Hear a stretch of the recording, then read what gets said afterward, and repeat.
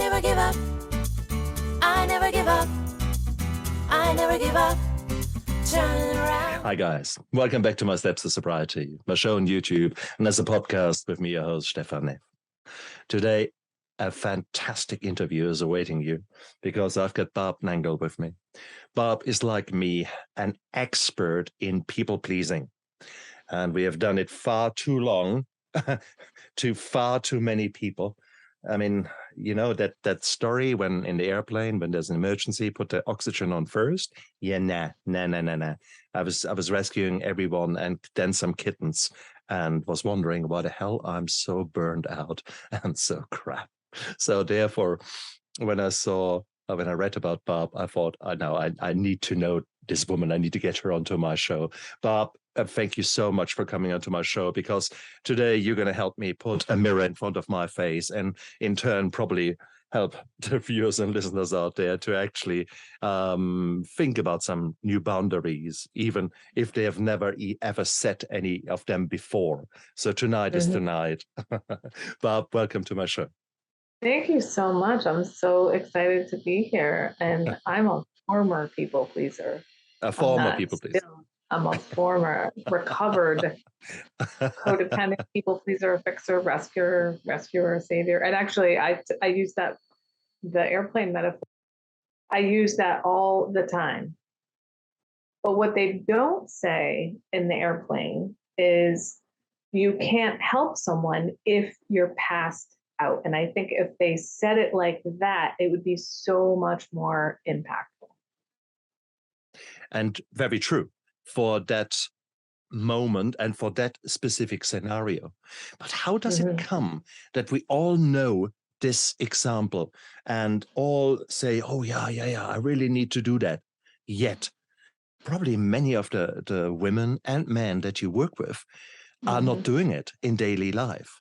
What makes it so difficult to transplant that very clear logical thought into our lives? What are the I was one of those people. Yeah, I was one of those people. And I think there's a lot that goes into it. I grew up in American culture, so it's hard for me to speak about the other cultures around the world. But, you know, being told that you're selfish in this culture is horrendous. Like that's like one of the worst things you can do is be selfish. So you should put other people first. And then there's the fact that, like, I grew up in a dysfunctional family, and one of the results of that is codependence. And, you know, when I got into recovery for codependence and started to learn more and more about it, I learned that codependence is usually the result of trauma. And when you're traumatized, you're living in what I call lizard brain. And you have, because you're in fight or flight mode, you have the inability to access the executive functioning in your frontal lobe. And the thing about the self is that it is an abstract, ever-changing concept, which is developed in the frontal lobe. And when you can't get to that, you must go outside of yourself. And that's what codependents do, is we go outside of ourselves for validation. It's where we pay attention. It's where we focus. And so we've got, you know, if you've been traumatized, you've got that. And then we have the cultural idea that it is somehow selfish to put yourself first, and that taking care of yourself is somehow selfish. And yet, probably every boundaries coach in the world uses the example from the airplane, because like you said, it makes, like, everybody gets that. Yeah. You know, it makes so much sense on the airplane. But then when you're talking to people who've been bending over backwards and like super accommodating other people their entire lives and putting everybody else first, the notion of them actually taking care of themselves first, or like I heard there's a speaker, Ashley Kirkwood, and she says, don't pour from your cup, pour from the overflow. Well, the only way you can do that is if you fill your cup first, so that your cup is overflowing. And then, like, when you think of that, like, what visually comes to mind when you hear that, you see this overflowing cup, and it makes so much sense. Like, I have extra to give you. But if I run my well dry, I don't even have anything in my well, never mind my cup. You know, so I can't pour from that. But somehow, I think for many people, it's a combination of growing up in like dysfunction, whether it's your family or the culture or whatever, and then these cultural notions that it is somehow selfish to take care of yourself. And I really believe that it is selfless to take really good care of yourself, because like to carry this metaphor of, when your cup is overflowing, you have so much more to give other people. And I can tell you, Stephan, that before, when I was a codependent and I was always like people pleasing and rescuing and saving and fixing, what I can see now is that I went to the world to get. So it was like, I didn't know that I was a people pleaser. And I didn't know that my motivation was ultimately that I wanted people to like me, or at least think good things of me. I thought I was doing all that because I was nice. And as I got into recovery and I understood how people pleasing works, I understood that people pleasing is dishonest and manipulative. So it's dishonest because we're saying yes when we want to say no, or maybe we're saying no when we really want to say, yeah, I want to do that, but we're afraid of other people are going to think. So it's dishonest. And then it's manipulative because our end goal is, I want you to like me. And so we're doing things. So, it's dishonest and it's manipulative. And so, I was going to the world with like me, like me, like me. So I went to the world with lack. I need you to like me. And then I also went to the world with lack because my well was dry, because I was giving so much to you that I gave nothing to me. And now that I have really healthy boundaries and I take really good care of myself, I go to the world with abundance. So I go to the world, number one, because with abundance that I gave myself, that my cup overfloweth, because I take really good care of myself and I do things that energize me. And then one of my friends in recovery says, whatever's inside of you comes out when you get squeezed. So if you're full of like anger and resentment and fear and you get squeezed, then that's what's going to come out. But if you're full of like peace and serenity and love and all that kind of stuff, when you get squeezed, that's what's going to come out of you. And that's been my experience. And so I fill myself with love. So when I go to the world, that's what I have to give. And so when I say, like, I used to go to the world and I used to give out of a sense of lack. And now I give out of a sense of abundance. And I know that a lot of people, especially when they first come to me to work on their boundaries, are afraid, well, if I'm no longer a people pleaser, then, I'm going to be a bitch, or I'm going to have walls between me and other people. And the irony is, you actually become closer to people when you have healthy boundaries, because you're telling them who you actually are and you're being honest with them. And I think, for me personally, the biggest impact on my ability to go from having no boundaries to having healthy boundaries was that I came to care more what I think of me than what everybody else did. So like I said, I wanted people to think I was nice, or I was smart or helpful or generous or whatever it was. Meanwhile, I didn't give a shit what I thought of me. So I was willing to throw my personal integrity out the window so you would like me. And I'm no longer willing to do that. So my dignity and honesty as a woman in recovery is so much more important to me than what you think of me. I want you to like me, but I don't need you to like me the way that I used to. And guess what? I like me. And I like me, one, because I'm a woman of honesty and integrity. Two, I figured out who I am and what I like and I don't like through the process of setting boundaries. And three, I take really good care of this person. I care about her, right? So I like me. So you liking me isn't required the way that it was before. Now, don't get me wrong. I do want people to like me, but if they don't, I'm not destroyed the way that I used to be, because I actually like me. And I don't just like me because I'm honest and I have integrity now, but I've actually gotten to know me because I was such a chameleon before. I said True. yes, and I act like I happen to date men. So all the men I dated, many of them liked American football. And so I was like a New York Giants fan 2 times. I was a New England Patriots fan. I was a Dallas Cowboys fan twice. Meanwhile, I don't care about football, but I was trying to be like a good girlfriend, right? So the actual me doesn't like football, you know?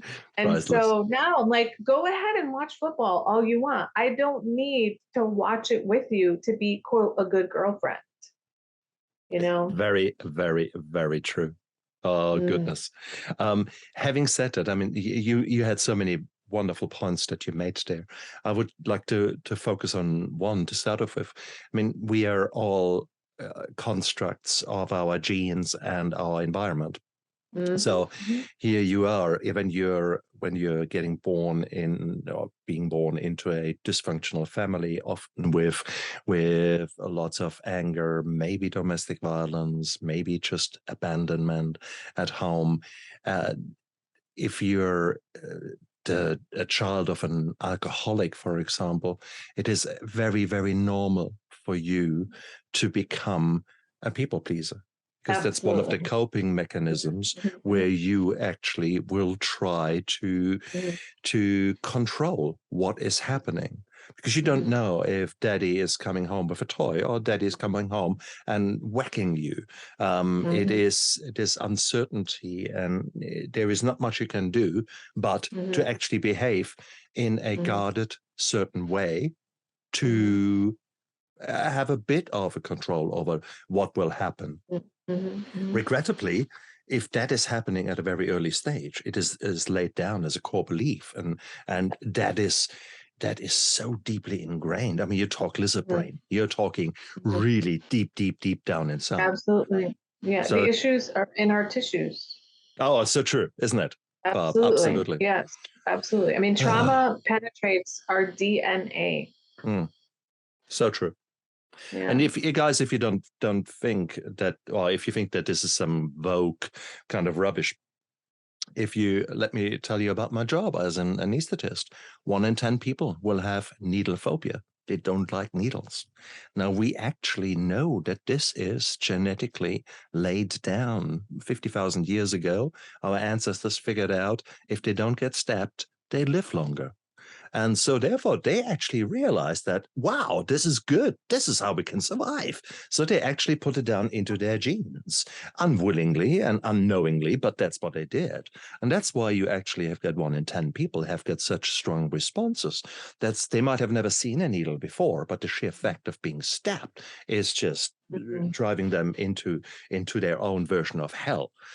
And that is an example where we know that so much is laid down in genes, fear, Mhm. certain things. But then in the early childhood, things are getting compounded in a massive way by the way we are treated, or by the way that somehow these beliefs are laid down, rightly or wrongly so. Okay, so that was the first thing. But then you pointed out the influence of your society, of the American society, where you say being selfish is the worst thing you could be. Well, hang on. The 1980s, or the whole thing about America is self-made. We're going out there. That's a success story. I'm a man. I'm a real man. Doesn't matter that I've got boobs. I'm a real man. It's that kind of a go-getter society. Mhm. Very materialistic, you could say. Mhm. So hang on. So you need to be selfish to be a Mhm. businessman. How can you not be Mhm. selfish? Yeah. Well, as you're saying this, I'm like, it's such a gendered thing. And I'm not saying that men were not told they shouldn't be selfish, but I know for certain women are very frequently told, don't be selfish. Like Uh, literally those words, don't be selfish. huh. Nice girls are not selfish. And, Uh, and I grew up as a woman, so I don't really know what it's like to be a man, but I know like my brothers are people pleasers too. uh, interesting. Bending over backwards to help other people practically, like my older brother, I mean, metaphorically slit his wrists for his wife when he was married to her and just did whatever he felt like he needed to do and just rang himself dry, Oh. you know? But you're Well, right. So there is a, especially in this culture, an individualism and this idea of like the self-made man. You don't hear that said self-made woman. That's not really a phrase that we use. interesting. Interesting. It's not really a phrase that we Yeah. use. So, Yet there is this strong drive. I mean, how many books are out there breaking the glass ceiling, equality, focusing on women being actually go-getters, or I'm probably using the wrong words. There might be better words that are more in trend now. But bottom line is, so many women out there are putting themselves into a situation where they have to be the best CEO, the best money maker, the best lover, the best wife, the best mother, the best daughter. Hell, this is exhausting just thinking yeah, about that. right. Yet Yeah. women taking that on. Is that people pleasing or is that selfish? What is it now? Yeah. I mean, I don't know that I know the answer to that. It's not necessarily the same for everybody, but I Mm, think that there is a lot of pressure on women to be like a superwoman. So mm, to be all the things, to be a fantastic mother, to be a fantastic wife and lover, to be, excellent in mm, the workplace, to be a good neighbor, to be a good mm. community member, to be a good volunteer, Exactly. all of those things. And it's just impossible. And I think that the pandemic has shown us so much how we've had these standards that are just impossible to live up to. And so, I mean, I know that many, many people have been devastated by the pandemic for many reasons, Yeah. but many other people have found they hated their lives and they're Ha ha not doing ha it ha ha. anymore. Ha There's a ha lot of ha. people resigning from their jobs. I know that I don't really pay attention to the news because it's not good for my mental health, but I've heard 3 times in the last, I don't know, month or so, someone else has said to me, unions are picking up in the United States because workers are starting to realize that employers are not taking care of us in ways that we want and need to be Mm, taken care of. So I think there is an awakening that is happening, that the fast-paced go-getter society where you work 70 gajillion hours a week is not serving us. mm, mm. You might get to have the shiny things and the big fat bank account and the nice big house and all that sort of thing, but do you feel a sense of fulfillment? Do you feel a sense of connection to community? Do you feel a sense of connection to something greater than yourself? Mm, mm. Do you have meaning? I mean, meaning is what matters. That is true. That is so true. But you and I, we are preaching to the converted, because ultimately we have gone through times that are not so nice. And it is those times that make us now appreciate the light, appreciate every minute. And we are living probably far more intentional than maybe I would say about 90% of the population. That was the number I was gonna say too. 90%. Exactly. Yeah, yeah, I Exactly. would say 90%. Yeah, yeah.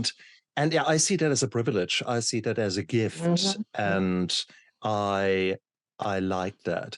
It's interesting what you said with the people pleasing and the effect of COVID. I certainly had to focus very hard on maintaining my income as an anesthetist in private practice. If I'm not working, there's no money coming in. So therefore, I could not afford to get sick. Therefore, I became a hermit. I literally, nope, nothing social, nothing. Nope. You want to talk to me? Yeah, Zoom is cool. Or 5 meters distance. Like, yeah, that's cool too. So I've changed my life. And my wife said, God, we have become really antisocial, isn't it? We don't have anyone around. We do. And I thought about that and I thought, yeah, but I'm actually quite happy um, because I'm actually looking after myself. And if I want to be at 4 o'clock in the afternoon, my list might have finished early. If I want to jump into an old T-shirt and just do whatever I want to do, that's actually quite all right. So there is again this kind of, oh, no, you need to be social. You need to do that. What will others think of you if you don't? Fuck, that is still driving me. And it's still sort of in the back of my mind. Yet COVID was actually a little bit of a blessing there, because it brought home to me that, guess what? The world is still turning. I still can talk to my friends over the phone or in a different way. So it's actually, maybe there's something, maybe it has reinforced that actually it is all right to be more focused on yourself rather than saying selfish. Selfish is a negative word. So maybe let's rephrase that. Yeah. Let's focus on our needs. What are your needs? And many people have no bloody clue what they really desire. So is that some work that you're doing with your clients?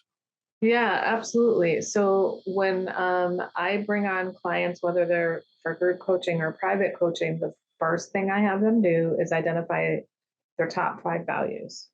Because when you're clear on your values, that is going to tell you where and when to set the boundaries. And a lot of people, they hear out there, I have to find my purpose. I have to find my purpose. And they feel like they're lost if they don't have their purpose. And I'm like, you know what? You don't necessarily have to have a purpose, but if you know what your values are, pursuing those will make you have some kind of purpose, which is to live out your values. Yeah.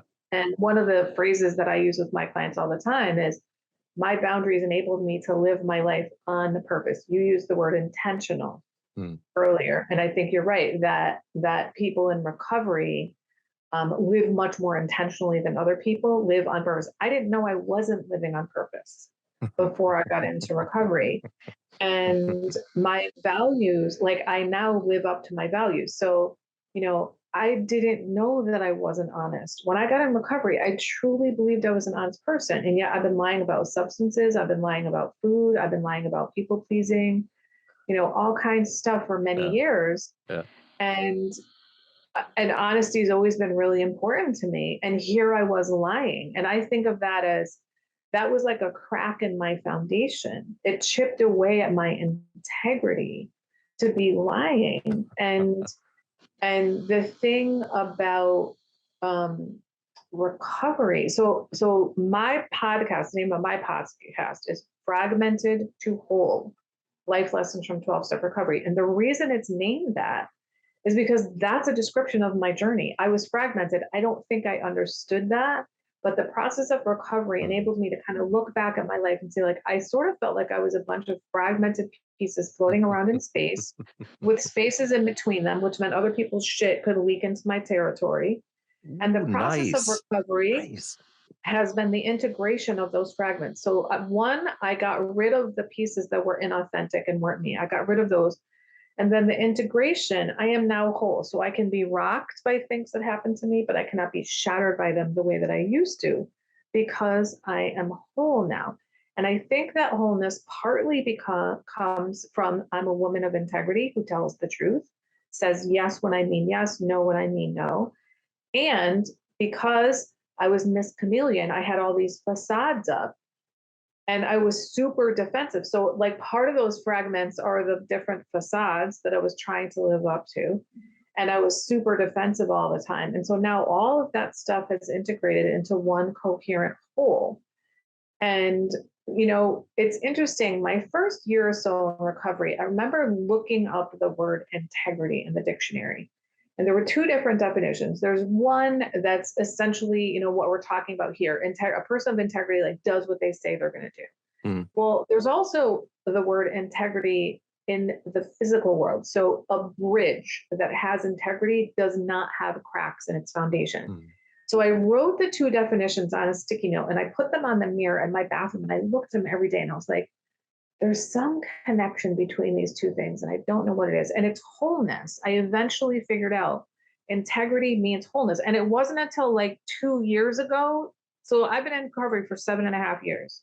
It wasn't until about 2 years ago that I put together integrity and integration are the same root word. So when I say my fragments have been integrated into one coherent whole, that's why I have integrity.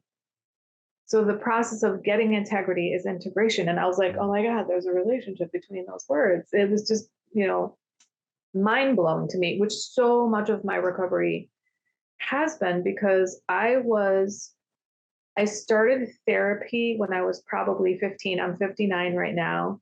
I started my self-help reading frenzy when I was 24. I've read a gajillion self-help books. I've done like workshops and retreats and workbooks and spiritual things and like you name it. And all of that stuff was like scratching the tip of the iceberg, whereas recovery melted the iceberg.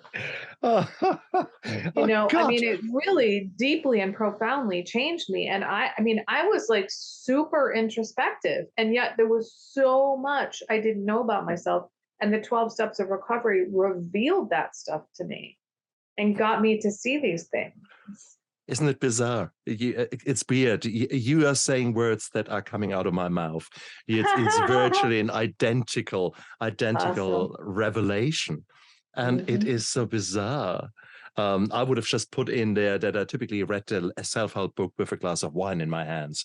Which in its I own probably right, had a joint and a glass of wine exactly, or a beer. Yeah. So Yeah, absolutely. here, and it all made sense on a cognitive level there, but my behavior did not change. I did not change my habits. I still kept hiding. I still kept hiding my behavior. That's where you said the integrity. Yes, right. And also, I didn't know that I was doing this, but I was blaming everybody else. So I think for me, the biggest paradigm shift of my recovery is coming out of victim mentality.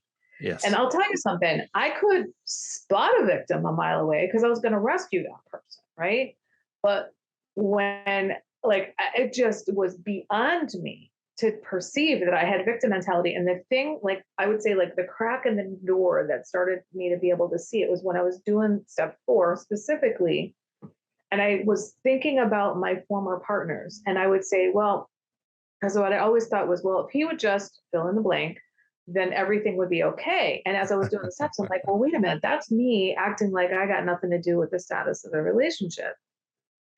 Interestingly, when I would talk to friends before recovery about the relationships, whether men or women, I would literally say to them, you're 50% of the relationship, which means you're 50% responsible for the status of the relationship. So I could say that about other people, but I couldn't say that about mine.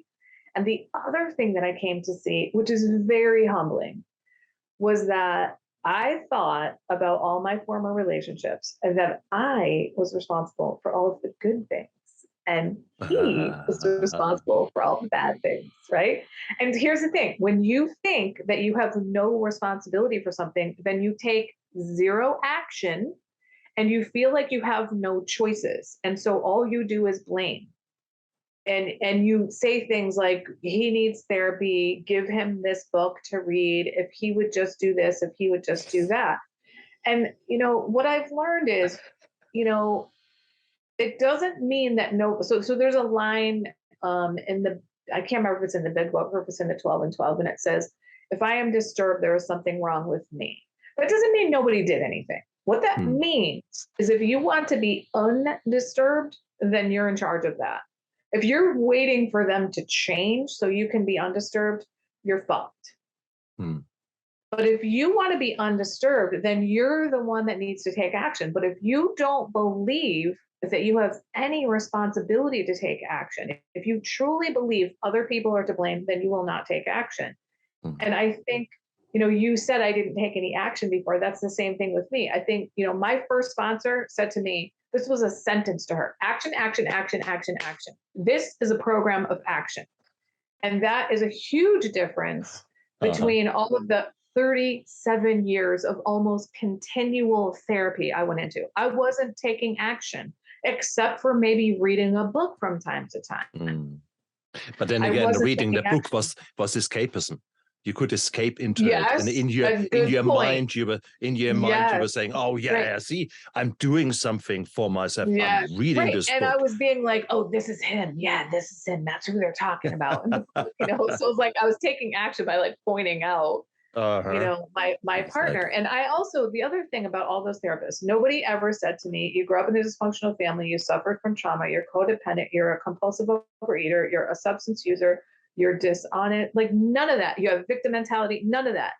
37 years of almost continual therapy, and nobody said any of that stuff to me. And yet I figured all of that stuff out through the process of recovery and through my fellow travelers and my sponsors and all that kind of stuff, and changed deeply and profoundly.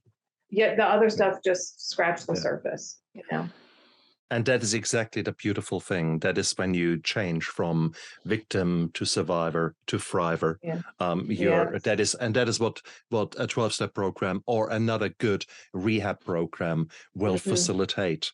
It is action, action, action. You're right, but action in the right direction. So you need to actually work with someone who can guide you, who can listen to you what you're saying, but also listen to you what you're not saying. And challenge you. Yeah. Exactly. And that was the beautiful thing. For that, I'm so grateful. For that, the 27,000 that I paid for 4 weeks of all-inclusive holiday in a rehab hospital was the best investment I've ever done, because it has pulled the wool from my eyes, and it gave me an insight in myself. However horrend and awful the first look into it was, but at least now I saw the cesspit of my soul and the demons in me, and it was beautiful. It was beautiful because it then allowed me actually to accept things to start off with, to accept me as I was in my victim mentality, and poor me, another one. So that kind of rubbish thinking, it was me then, and they allowed me to look at that and maybe challenge me and allow myself to challenge myself and try something different. And that was actually beautiful. It was painful too, because now I had to take ownership. And now I had to actually accept that maybe I had a contribution to all that, and maybe more than I even liked. But the beauty of that is when you realize this is my part, you can change it. I think for me personally, the greatest gift ever, I mean, there's so many gifts, but the greatest gift for me was understanding my part in things, which is another way of saying I came out of victim mentality. Because if other people really are the problem, I'm screwed. But if I have been causing all of this shit, then I can change it. And I would say for me, one of the types of boundaries that I talk about is boundaries of self-containment. So these are things we need to contain or stop doing. And so some of those are things that only affect me. So for example, I used to give out personal and private information and make myself unnecessarily vulnerable to people. That doesn't really affect other people. It just affects me. But that's a boundary of self-containment. And then gossip is another boundary of self-containment. I gossiped all the time. I didn't know that, which is insane to me. So I talked negatively about my boss behind her back for 19 years. That is the definition of gossip, but I didn't understand that was gossip. And so that I needed to contain that as well. Well, that is something that doesn't only affect me because I'm creating chaos around me and I'm swirling in the chaos. And I also have a reputation of that, but it also affects everybody around me. And at my place of employment, I was there longer than everybody. So I created a culture of expectation that we don't solve problems. We talk about our boss behind our back. We never went to her and said, listen, this is not working for us. We need to change things up or we need to go. But I blamed her for 19 years for all the problems. And then when I stopped gossiping because I got into recovery, my resentment against her went down by like 90%. And I was like, oh my God, I'm the problem. Holy shit. And it doesn't mean she didn't do anything. It means she did this much and I made it that big because I talked about it over and over and over again for years. And I got other people to talk about it. So when I started having these boundaries of self-containment, whether they were things that only affect me or things that affect me and others, I would say that shit cleaned up like 85% of the chaos and drama in my life. And part of that was not hanging out with other chaotic people. you Exactly. know? So true. And that is again, but you need to go through that journey of realization. Is it them? And then the pendulum suddenly, when you're in recovery, swings. Oh my God, it's all me. And so now you're Mhm. shooting that direction, and you just want to get the whip out, just whip yourself, and that's a necessary kind of thing. But the truth is somewhere in the middle. The reality is Exactly. the reality is there are assholes out there. 1 in 10%, so 1 in 10, 10% will have a personality disorder, and many personality disorder affected people are not so nice. They're the jerks out there. So you can't do anything about it. They are still there. That's how they function. That's how they are Right. hardwired. Right. And they will create maybe, 10% of the people create 90% of the drama and trouble. But how do you deal with that? And you chose, or you pointed towards one thing, not surround yourself with them, number one. Number two is don't give them the power to get into you. But that I loved it how you said that earlier. When you're broken, all the shit from the outside can flow inside. Ah, how beautiful is that picture? Because that's exactly it. Nowadays, that I am more resilient and more kintsugi. Kintsugi is the Japanese I was going art to say, I of don't know taking. that word. And Okay. kintsugi is a Japanese art form in which you take broken porcelain, etc., use Oh, with gold the glue. gold? Yes. That's right. Use Okay. gold glue and Yes. create something new and beautiful. This new and Yes. beautiful will never be as strong in the sense of the old function of the cup, but at the same token, it is something new and something beautiful. So whilst I love the principle of kintsugi, and I compare myself to that. At the same token, I disagree with it because I'm nowadays so much stronger now that I've healed and now that I have put that glue in there. This is not glue, that is super glue in there. This is stronger. Yes. So Well, for therefore, me, it's higher powered glue, there you go. There you go. Yeah. And it's beautiful to actually see how far we have come. But if you hear us talking and we ring a bell with you, then congratulations. It means so many things. First of all, congratulations, because you guys listening to that, you have already taken action. You have actually taken action by switching this interview on. And now you're listening to it and you're reflecting on it. And it probably made you a bit uncomfortable because we might have just scratched too much on your taking a bit that Band-Aid off and you see the own pus coming out. Congratulations, you found a pus. It's like an Easter egg hunt. Now you've found it. Just nothing sweet in there. Mind you, it is bittersweet because you now get to address the pain and actually do something about it. Again, taking action. Put some medicine on it. Exactly. Drain the pus and maybe take some antibiotic in a mental and sometimes in a physical way, actually, and get on with it. And that's the beautiful thing. And that's creating habits. That initially, the first time that you do that will be a gigantious, is that a word? Gigantian ford. It will be a hurdle that is larger than Everest. And you think you will never, ever be able to do that.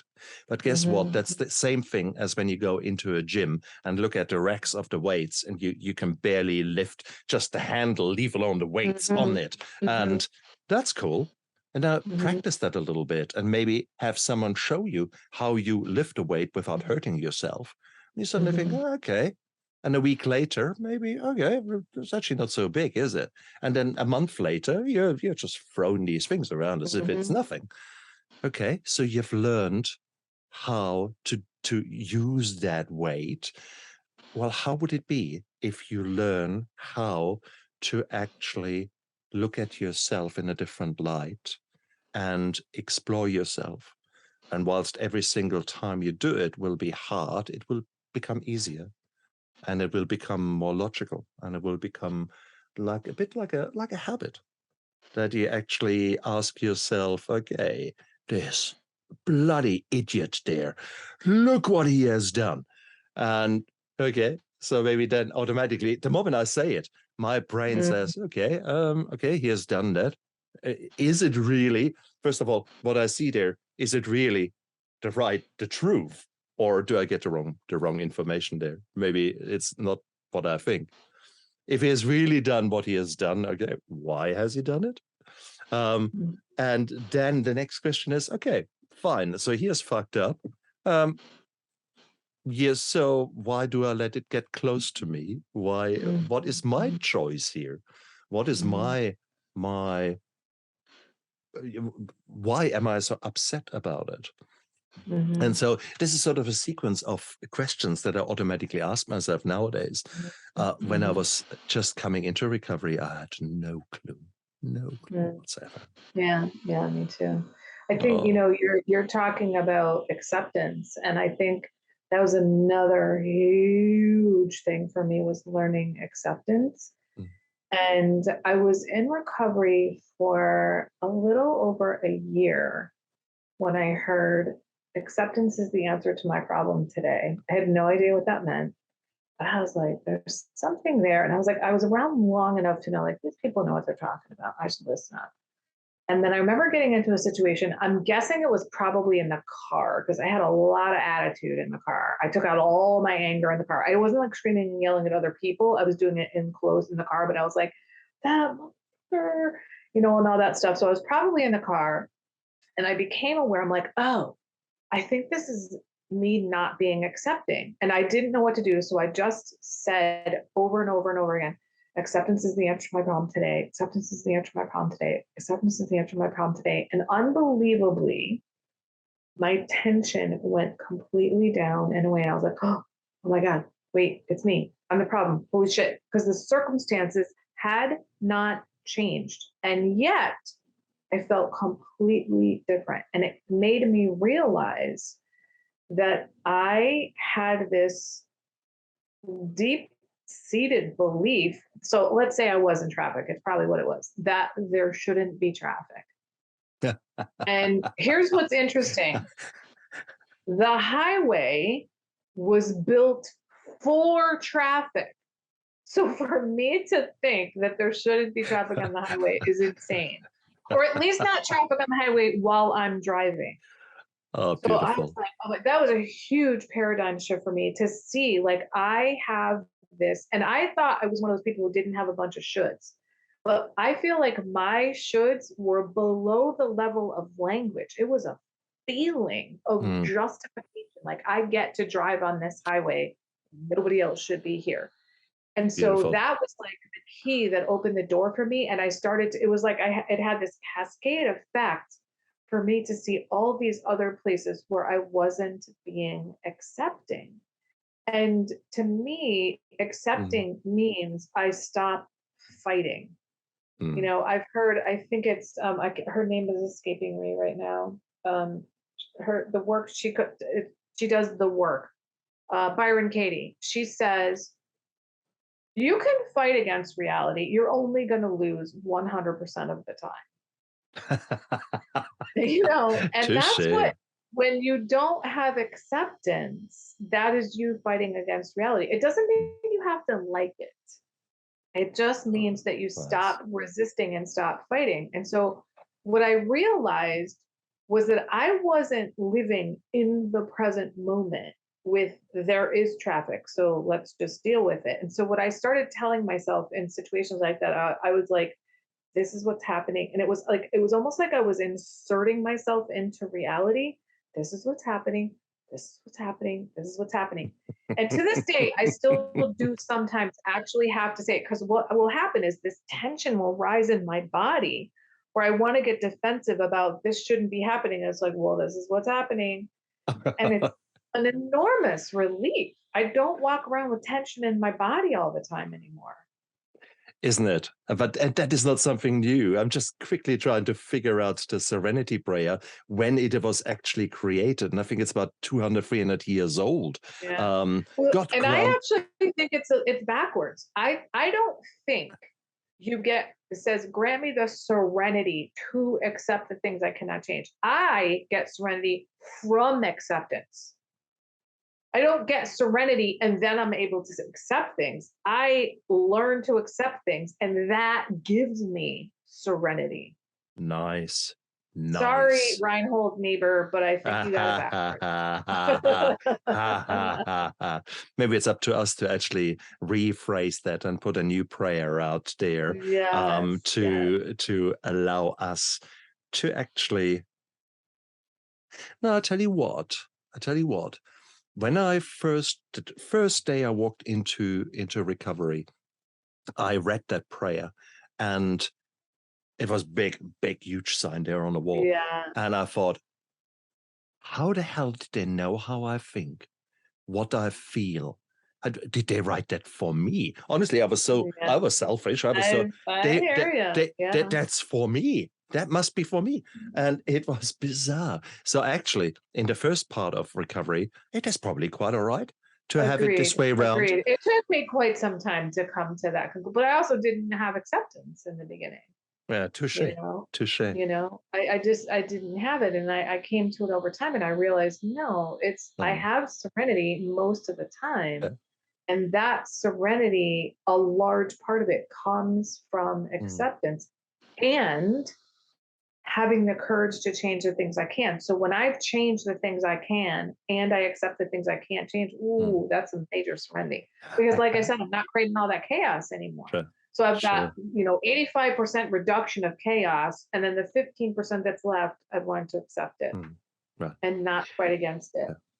And just a quick word here for those viewers and listeners out there who don't believe in the Christian God, or who have a different faith, or are completely agnostic and don't believe in anything. That's absolutely cool. When we talk about God, that is only because it so happens that the 12 steps were basically created in the 1930s. They were created by men who had tried everything else to beat their alcoholism, and they realized that it was really the power of the group and the power of guidance, basically beyond themselves, was the way to success. Now, it was the 1930s. The person who actually was fundamental in creating it, with hindsight, is actually an agnostic. He was not a Christian, and he was not believing in God. But he figured out that as a salesman, what sells in the 1930s? God. Everyone was God in the United States. So he put the Oxford movement is where the 12 steps came from, and they were Christian. So that's another reason, why that's that. But I think, but I think the term higher power, I think, is so much more accessible to so many people, because all you have to believe is that there is something greater than you, whether that is love, whether that is the power of the group, whether that is, I don't care if it's like, if you believe in the theory of evolution, that's more powerful than you. You need to have something. Nice. And it's helpful if it's something that you can actually turn things over to, that can take things for you and transform things for you. I happen to call my higher power God, but I don't believe, I have my own belief of what that means. It's not some dude in the sky on a cloud with a beard and all that. It's not. It's really like the all of everything plus a little bit more, Yep. I like that. I absolutely like that. And that's important to realize. So if you were already putting that hurdle up in front of you to say, well, now it will never work. What she's saying about acceptance and about people pleasing, okay, I can live with that. But no, that God thing, sorry. Therefore, the whole thing gets wiped off the slate. Nah, sorry. Nice try. Didn't work. Okay. You are still responsible. And sorry, you still have the privilege to be responsible for your actions. You still have got the privilege of choice. How you respond to external impacts or things that you don't like, how you respond to the waves of neurochemicals that are washing over your brain. This morning I got up and I was in a lousy mood. I was just in a stinking foul mood. And there was nothing really that has triggered it. I can't blame anyone. It was just, I woke up in a shit mood. So I need to deal with that. Yes, I can let it out and let others suffer for it. I can be angry at everyone around me, or I can just accept that today is not my day and know that this feeling will pass. So I don't need now to compound it with actions that maybe I later regret. That would have been me in the past. But instead, I actually this morning just, what did I do? I looked after myself. I actually made sure that I had breakfast. I cleaned up the kitchen. It looked like a mess from my boys last night. And I thought, well, okay, I can choose to be really, really angry, or I can just say, fuck it, I clean up now. I did the clean up. And I was proud of myself for taking action. So I had and then taken you had a clean kitchen. touche. And so it was all that. And by the time I had done that, so half an hour later, I was no longer in a bad mood. I was sort of back to neutral. And that was really beautiful. So it reinforced in me that sometimes taking action and being grateful for the choices that you have can make all the difference. So. I really love how you said the privilege of like having choices and taking action. I love that notion. I've never thought of it as a privilege before, but as soon as you said it, it just resonated so much to me. And, you know, speaking about like making choices, I really didn't realize before recovery that when shit happened, that I didn't have to be miserable. I didn't know that I didn't have to get pissed off when somebody pulled out in front of me in traffic. I didn't know that, you know, when my boss didn't follow through yet again after 19 years, that I didn't have to be pissed off. I didn't know that acceptance was even a thing. And I know, like, I always was angry in the car, not constantly, but like when things happened in the car, I got angry, and I was much worse when I was alone. But when there was other people in the car, and people would say things like, you know, why don't you just let it go? I was like, what are they talking about?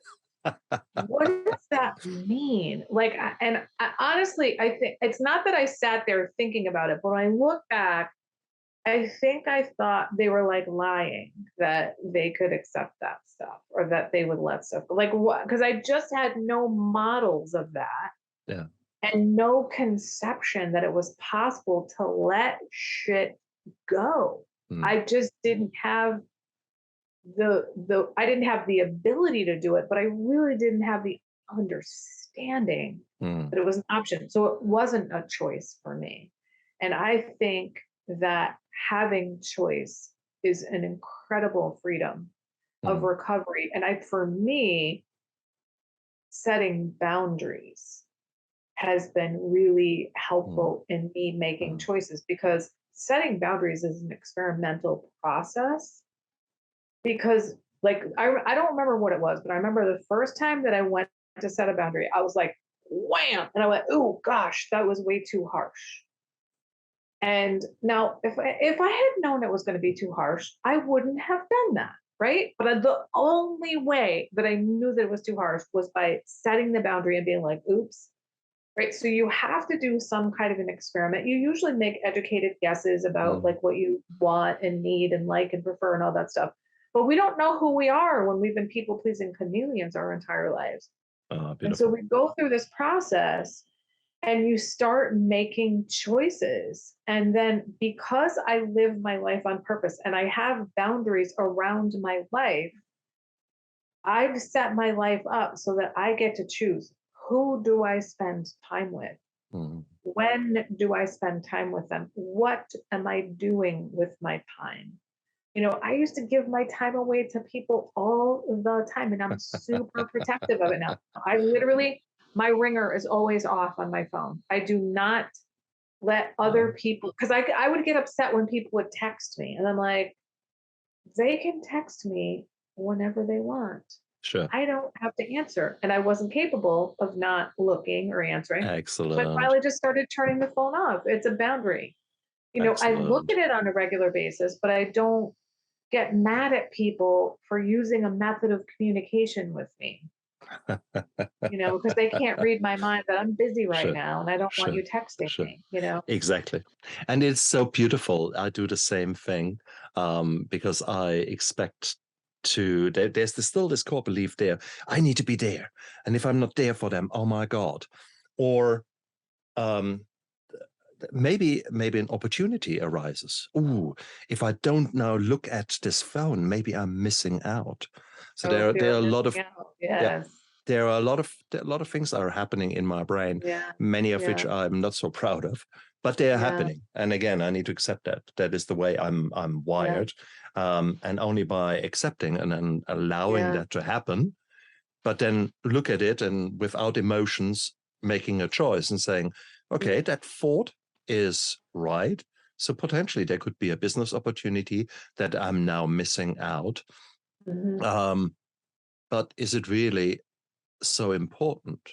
And is it Mm. really, I mean, how many opportunities are there? I mean, Mm. the opportunities are endless, absolutely Absolutely. endless. Infinite. Yes, absolutely. Yeah. Exactly. So in Right. And that's business, an abundance mentality. yeah, that is, but it is really important. This, there is the fear of missing out, FOMO, and that is something that has been driving me constantly. Mm. But also there is JOMO and the joy of missing out. Actually Oh, I accepting. love it. I Okay. love it. I So love JOMO it.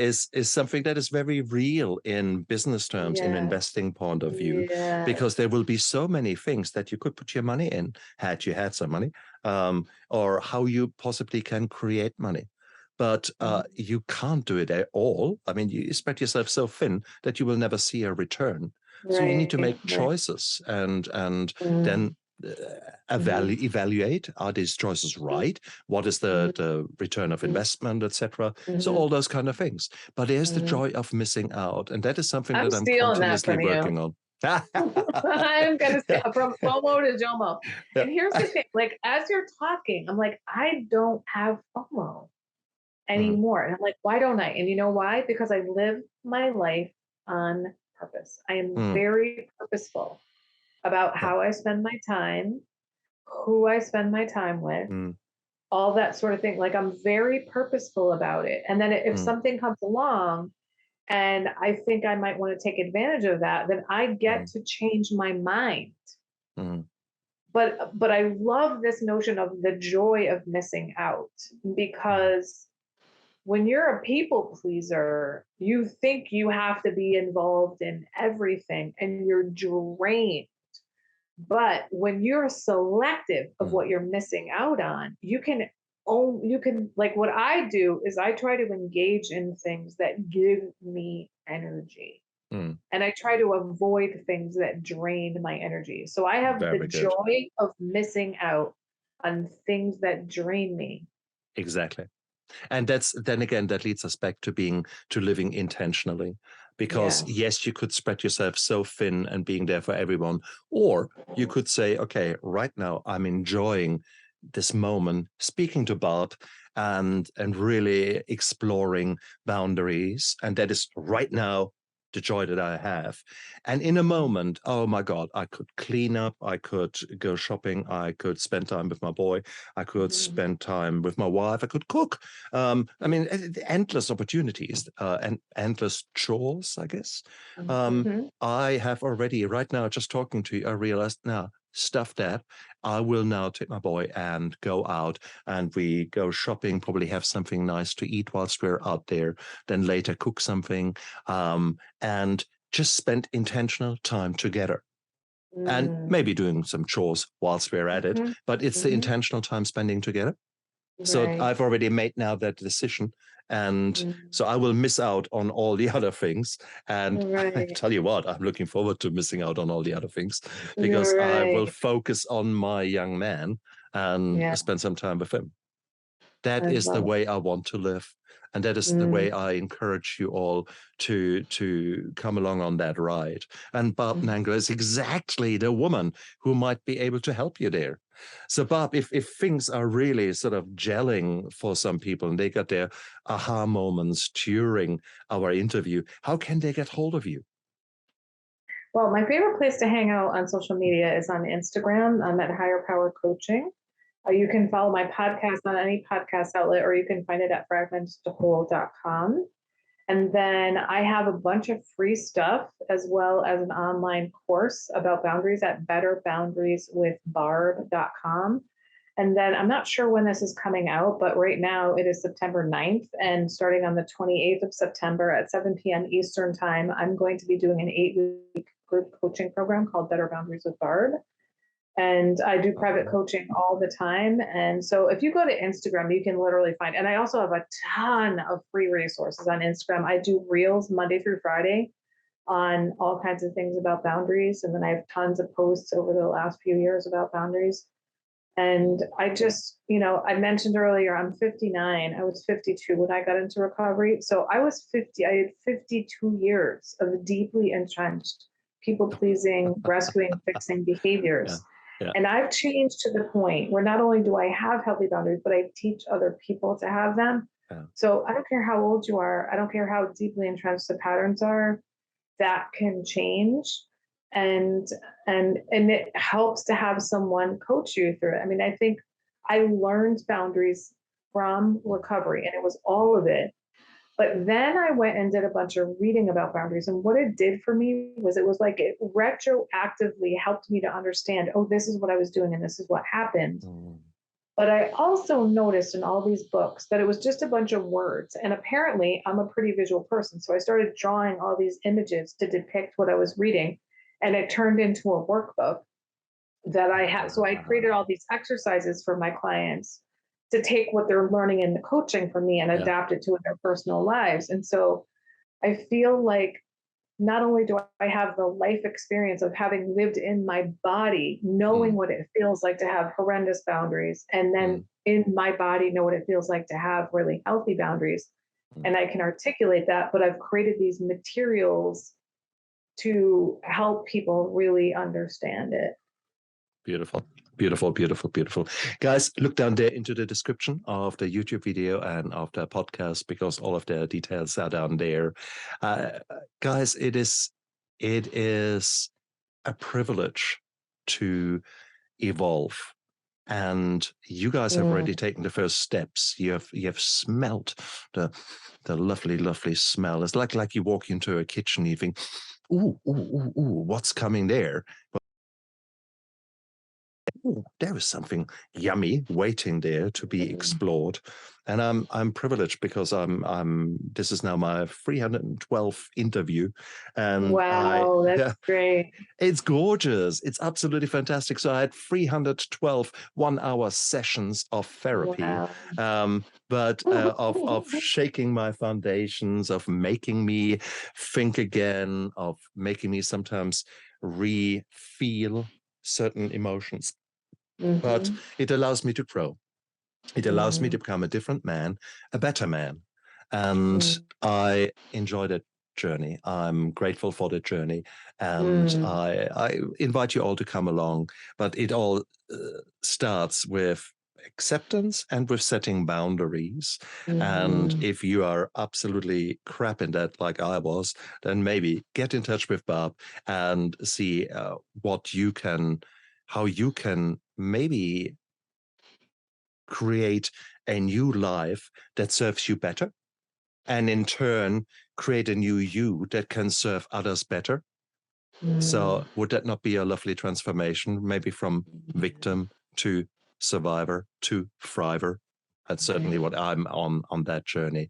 And so, Barb, thank you so much for being out there as a resource for people. And thank you so much for coming onto my show. Oh, my pleasure. This was an absolute joy. I so appreciate it. And I am stealing from FOMO to JOMO. I'm going to do a post on it probably next week, now that I think about it. Then I need to be faster. I get one out now. I'm kidding.